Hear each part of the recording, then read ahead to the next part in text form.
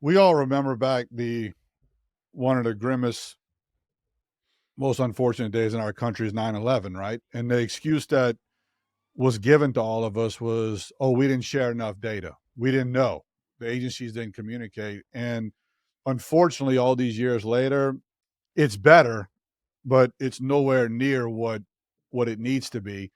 So one of the approaches that we've always taken as a company is, how do we come up with a way to let each officer know what every other officer knows? There's so much data that in the old days it was in, and you'll know this, Mark, that is in a little black notebook. You always saw a cop take out their little black notebook and they start writing, right? Yep. All of that data is lost in that notebook forever with it. Mhm.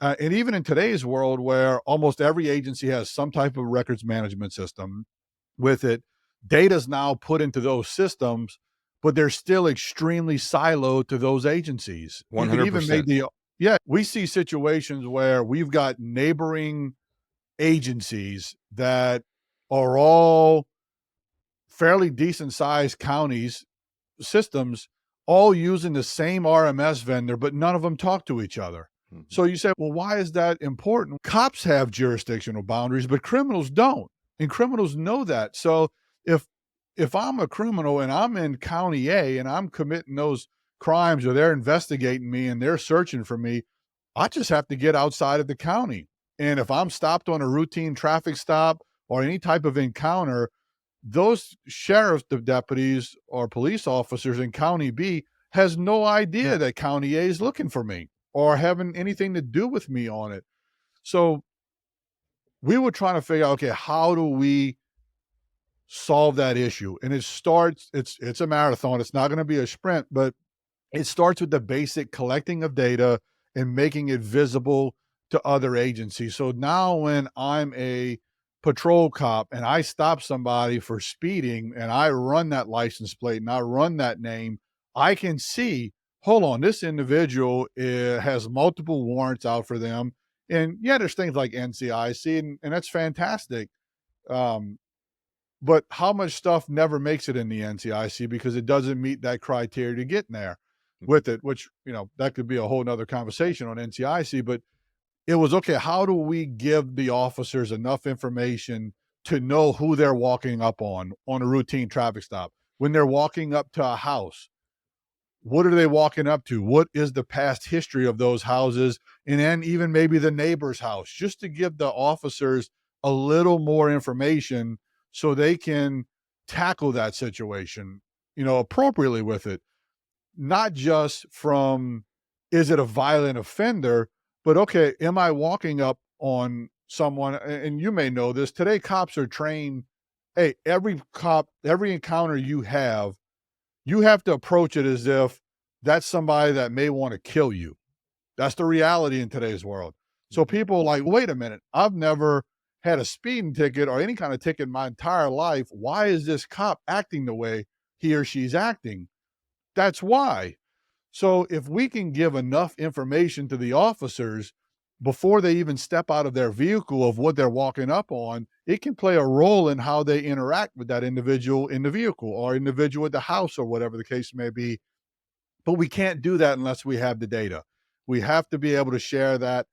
So one thing that gives us the flexibility is that we're all about data sharing. We're all about transparency with it. So we are making a strong case for all the agencies that we're in of connecting the dots, connecting the systems together, where we can have that central, we call it exchange, data exchange, where officers can get access to a lot of information that they normally wouldn't have access to, that can help them make better decisions in real time.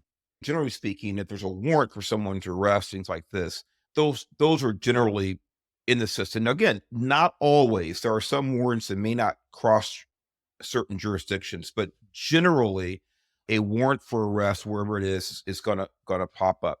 There are exceptions. I think that what you touched on, and I think that's really important. Actually, I'll ask the question specifically. Um, is maybe information that hasn't come from an arrest, a conviction, things like this. In other words, FI or field interviews those are one of the best tools that I think law enforcement has, because you talked about silos in respective agencies. I know, at least for my old agency, finally we got to the point where you FI somebody, field interview them. They may not have committed a crime. They may be a suspect. They might be a witness, whatever it is. You can put the information in the computer. And so when you run the name within your own agency again, the person's going to pop up. Hey, they were contacted by officer so and so in Northern California and interviewed about this or suspected of this, whatever it is. Is that the kind of information that can be shared as well with what you're working on now? Yeah, so two things on there. One is you're absolutely right on all major criminal warrants. Almost every single cop, you're right, when they, whether it's them in their cars or dispatch runs somebody, if they are a wanted felon, it's going to hit. It's going to hit an NCIC or the local system. One of the big things we're trying to tackle now is failure to appears, bench warrant. So let's say that I'm a violent criminal. I was arrested and I got out on bond and I have a court date that I need to show up at.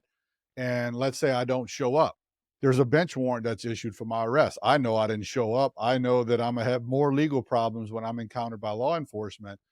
Even if my original warrant, so that original NCIC warrant was executed, I was arrested on that charge. So it's cleared in NCIC. I'm now in custody, but I've bonded out. So now I'd have just a failure to appear. If an officer pulls me over for speeding, the officer thinks, hey, routine speeding case. Me, I'm like, wait a minute, I've got a failure to appear warrant. I may run, I may take violent action against the officer.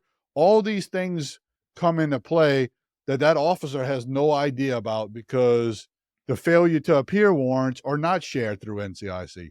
So that's one example. The second one is what you talked about with the field interview cards, and the way those play is that, let's say arson's the big thing. We all know that arsonists love to come back to the scene and watch what's going on, right?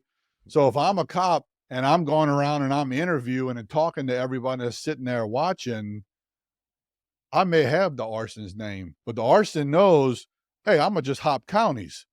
And there's no way that they're gonna link me together. Where what if we've got a system where when I put in the witnesses' names or the people that are there looking at it, the system starts making these connections that, wait a minute, you've got the same witness on 10 different cases that's spread out across an entire state or even across jurisdictional lines. That's stuff that you cannot do today when all of this data is siloed, whether it's notebooks and RMSs, you lose all of that. So that's one of the big deals where when you're talking to witnesses, different people, suspects, you can make connections right now that you could just never do before. The technology is there to do it.